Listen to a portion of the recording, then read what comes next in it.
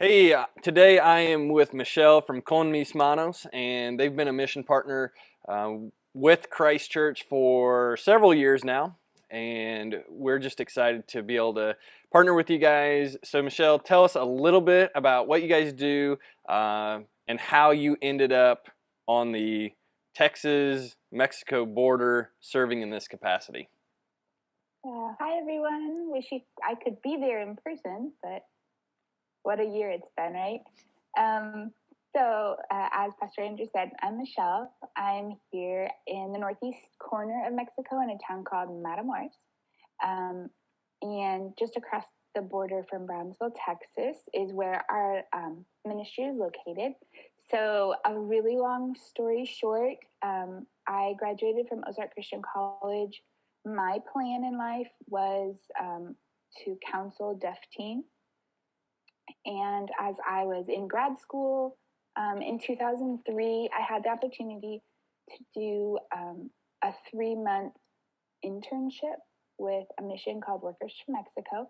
They were actually looking for someone to survey this area of Mexico and see what was needed to start a deaf ministry. There had been one previously and it was closed down, and they just kind of held that idea that the deaf population was in need. I ran into them actually at a North American Christian conference and talked with them about the possibility of interning for 3 months. So I came down in February 2003. I was supposed to be here for 3 months. And then like missionaries that knew what they were supposed to, like they knew what they were doing, they were going to come. And halfway through my 3-month time, I got a phone call and they're like, "We're not coming." And I was like, yes, you are. And they're like, "No, our plans changed." Their life had some crazy stuff going on. And so I was like, I literally remember one night in my bedroom that I was staying at, somebody here was letting me stay with them. And I was like, "God, why'd you bring me here?" And I wrote a to-do list. Now, I was 24. I was very innocent in my goals. Like I was in I could, not that I can conquer the world, but like anything I do is going to like be a huge help. That was my mindset. And so like I wrote a list, and I actually have this list still, but it's like number 1, fix Mexican education system. Like, yeah, right. Yeah. You know, so I had like a list of like things to do, and I remember praying about it and talking with my family, and they were like, "I think why don't you consider staying?" So 18 years later, I'm still here. This month across the 18-year mark. And what has developed over these years is what is now known as Manos. So Manos Deaf Ministry has developed by the grace of God, not by any master plan that I had at the beginning. Not your to-do list? Not my to-do list. It was like change the Mexican education system to accept deaf people, and like put electricity in one of the special education schools in town, because like, of course, I'm an engineer and I know how to do electricity. And everybody's like, my word. God probably just smiled at me. But I have learned early on this process the truth of the verse in 1 Corinthians about how God uses the weak to confound the wise. Because I totally know that I'm the weak part, and it's just to show that God has got this under control and this is his ministry. Because there are so many things that shouldn't work. There's so many things like, I remember for years telling my mom, I'd call her and I'd be like, "If they knew that I don't know what I'm doing, they'd kick me out," because it really was from the beginning and still to this day, just depending on God for his direction, what's next, what is needed, and just responding to the needs of the people around us, because we really knew that this had to be a holistic outreach. So it couldn't just be, let me educate you, but I don't care if you're sick, you don't have clothes, you don't have food. So that's what developed. So Manos is very much a holistic ministry. So we reach out in 4 areas, but it's kind of like a circle. It's like everything, you know. And when there's something that God shows us that needs to be included, then we join that in together too. But if you follow Con Mis Manos like on Facebook or any updates, you'll hear a lot of talk about the school, because that really is one of the major parts of the ministry, is our education program. So we teach everything in Mexican Sign Language, which is totally different than American Sign Language. And we have students that come to us at any age. Like from the beginning, it just didn't seem right to put an age limit, because we would have people come in like 25, 30 years old, and they didn't even know they had a name. Like literally their family member brought them, and they're like, here they are. There you go. Yeah. And then be like, what's their name? Oh, they don't know their name. What do you mean they don't know their name? Well, they can't hear. Right. So we've had a lot of stereotype issues that we've had to confront in this area. Just even educating deaf people, because for many, many years, 100 years, they didn't believe deaf people could be educated. So we have a school program. We are a private institution, so the government allows us to educate using Mexican Sign Language, because we're not under the state education laws. So that gives us some freedom. So we have regular classes. We have math, Spanish, sign language, geography, science, and then we have Bible classes with each group each day. So so we have school, and then we have. What's the youngest student you have there? So our youngest just turned 4. Normally, all of our students, if they've come young, the youngest we've had is 3. We've had 5 3-year-olds over the course of the ministry. Right now, our littlest one just turned 4, and our oldest student is actually a year older than I am, so he's getting pretty old.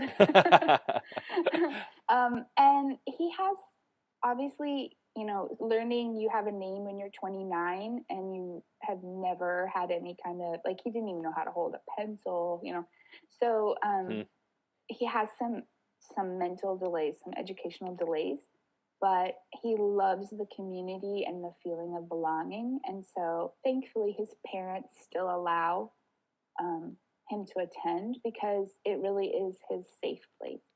Gotcha. So you do education. I'm sorry? You do education.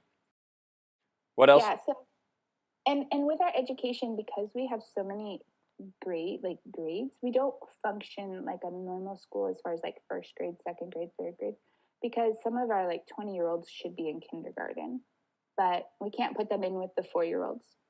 So we have groups. So we have like group 1, group 2, group 3, and they just they advance individually, just as far on their time schedule.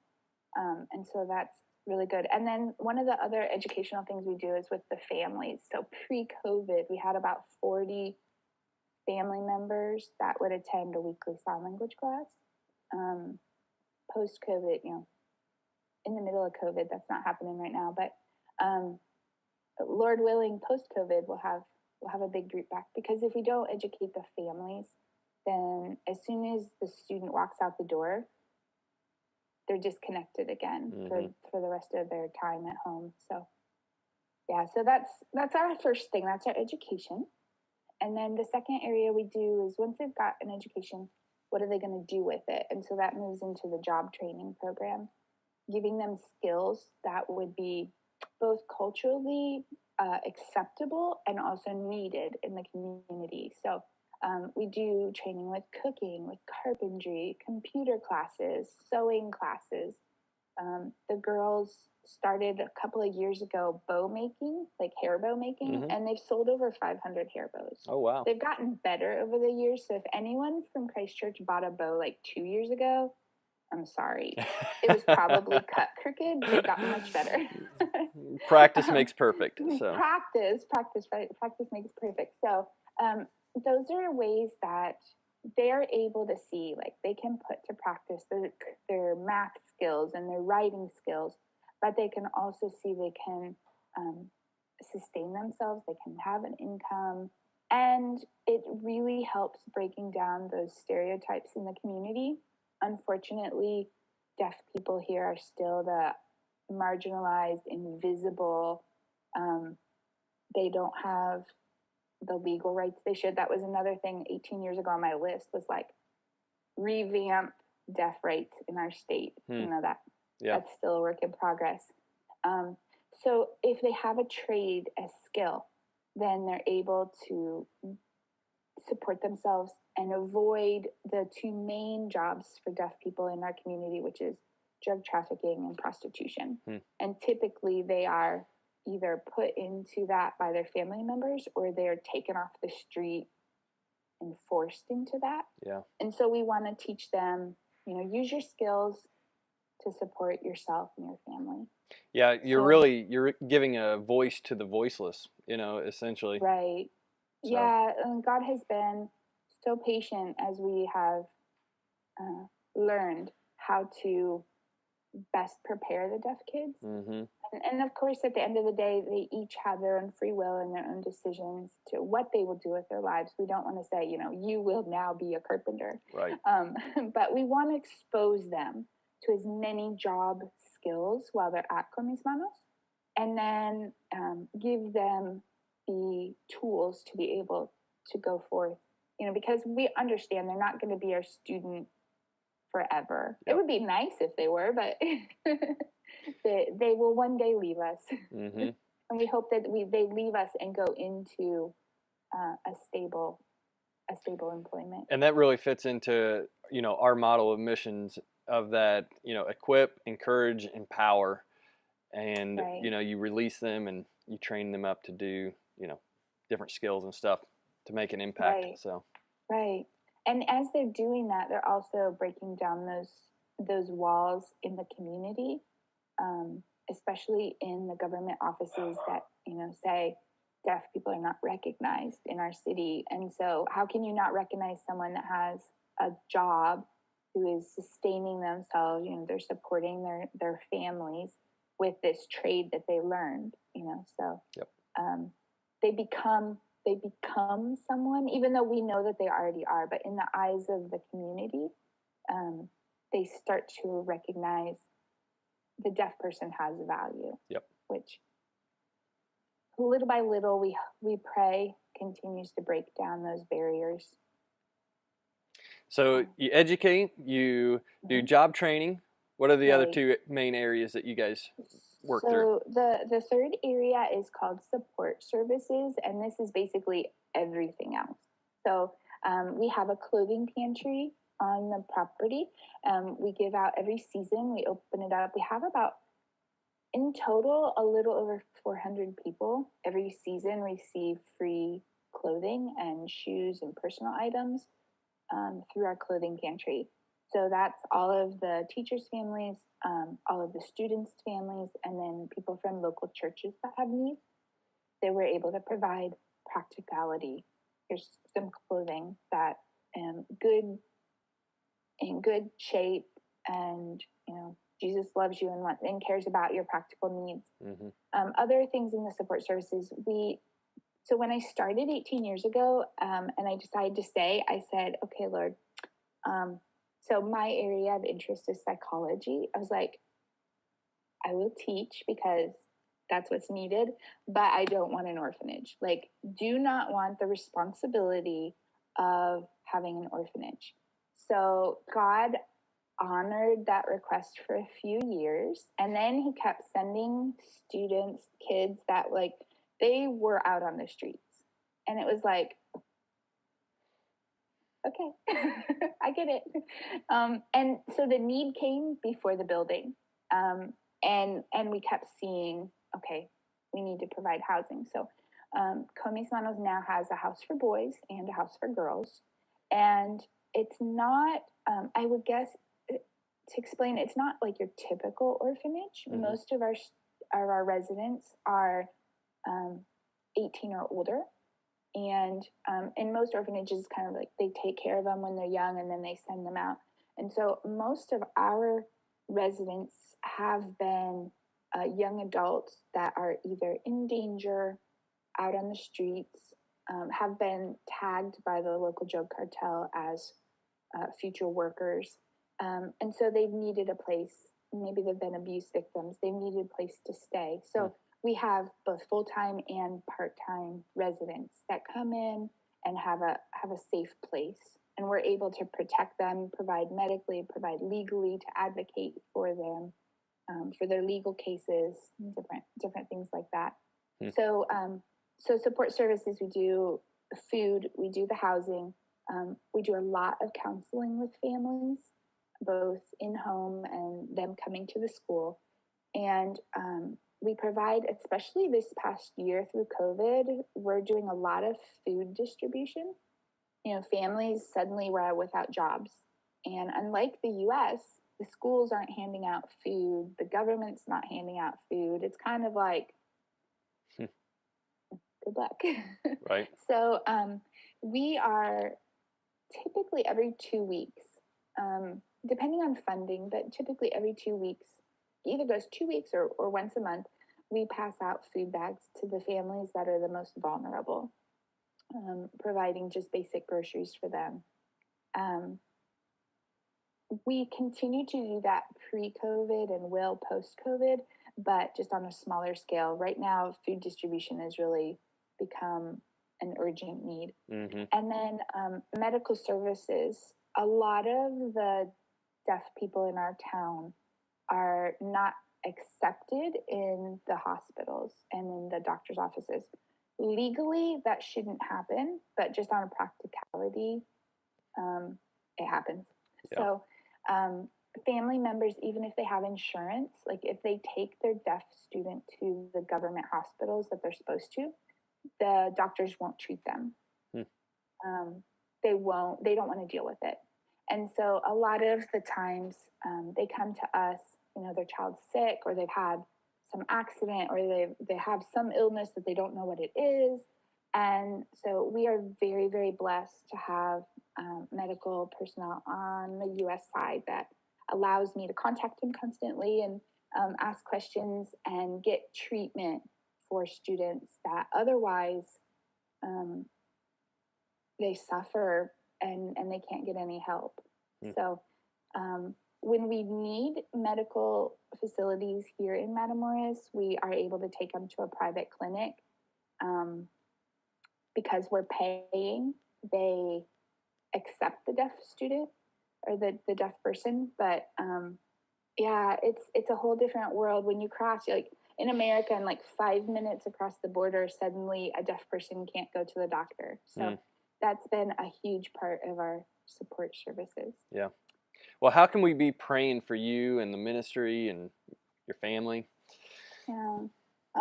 First of all, we love Christ Church, and there's so many dear people that we consider close friends and almost family. So hope to see you all sometime in person. But we are so thankful for your prayers, because they have really sustained us through some tough times over the years.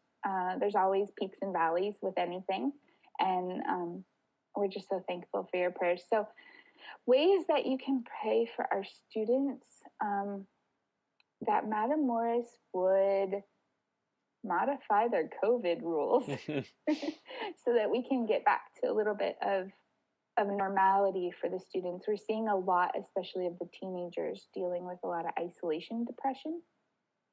So definitely a big prayer request would just be that the deaf people that are in Comis Manos, and also the ones that God is going to bring to us, would just feel his presence wherever they are. You know, if they're in a house where they have no communication with their family members, that God would just in a supernatural way guide them and comfort them and make them understand how much value they have, and how much people love them, and how important they are. I think as with everyone, you know, this worldwide pandemic has caused a lot of, you know, feelings of isolation. Well, we're dealing with a population that culturally is very isolated. And so this has kind of been a new, in some ways they're better equipped for it, and in other ways it's been kind of the last straw Mm-hmm. for some. So just praying for them to feel the presence of God in something that the fourth area that we do as the ministry is the most important, which is spiritual outreach. And we have gone online for almost all of that. And it's a blessing. Technology is a blessing. But it's also just that lack of personal interaction. It affects them. And so that just, praying that God will show up in their bedrooms, in their living room, wherever they are, and just make himself real in a very practical way to them. And then just praying for our staff. They've been awesome through this. We've got some ladies who, they're moms of deaf students. We don't have any certified teachers that work at Manos, but we have certified kid lovers. So it's been awesome. They're women and men that are dedicating their time to make this possible, along with Chewy and myself working with us. So and they're tired. Mm-hmm. It's a lot. And so just praying for supernatural strength for the whole team. Yep. As we're trying to meet needs and help more. We want to be able to always to accept more students, accept more deaf people into our programs. We'll never turn someone away, but it's a lot sometimes for the staff. Yep, that's awesome. Well, we really appreciate what you are doing, and just all throughout this, I just hear obedience to what God's called you to, and following Him step by step, day by day, and just being open to whatever He has in store for you guys. And He's been good. He's been faithful. Yeah, he's been patient with us. But it's so awesome to be a part of ministries like this, and so. We want to let you and Chewy know that we really value that partnership with you guys as well, and it's good to be a part of ministries that are making a kingdom impact and having especially this group of people, because no one else was really doing anything in this context, and so it's awesome to be a part of that and see the gospel transform those lives. Thank you guys so much. Y'all are just awesome partners in this ministry. I just love you all so much. Well, we plan on continuing, and hopefully we'll have some trips that are able to come and be a part of the ministry and different aspects there in the near future. That'd be awesome. So, yep. If you come soon, we'll provide the sanitizing spray.